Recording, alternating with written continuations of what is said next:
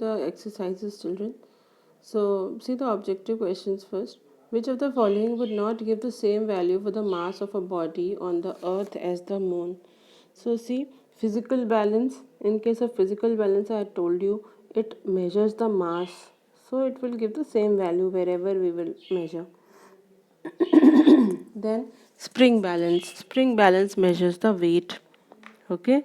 So because the value of G changes at different places, so spring balance will not measure the same value of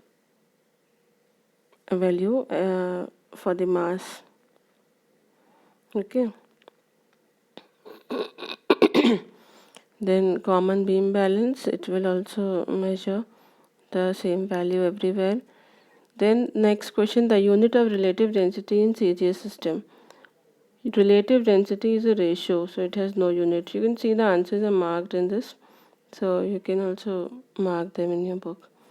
Then the density of seawater is less than that of fresh water, greater, because see in sea water salt is mixed with water. So if you are mixing something into water, its density will increase, right? The greater than that of fresh water.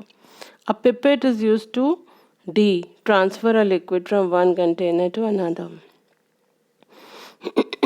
See the fill in the blanks. I'll send you the answers also for the fill in the blanks because it is not written very clearly. So see the first one, the weight of a body is proportional to its mass. Okay, as the mass will increase, weight will also increase.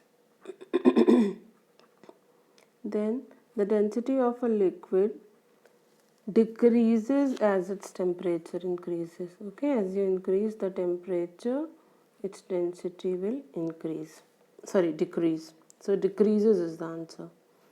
The density of ice is dash than that of water. What happens when you put ice cube into a glass of water? The ice cube floats. Okay, that means the density is less than that of water.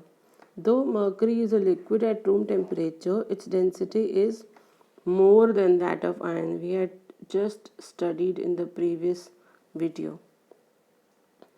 A spring balance measures the mass of an object hanging from its hook by the scale.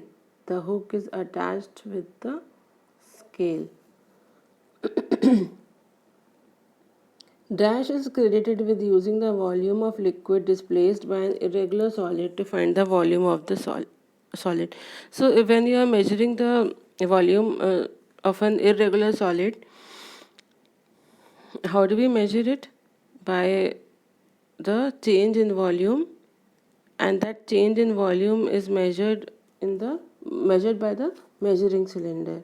Okay, so measuring cylinder is the answer. I'll send you these answers in an image. Okay.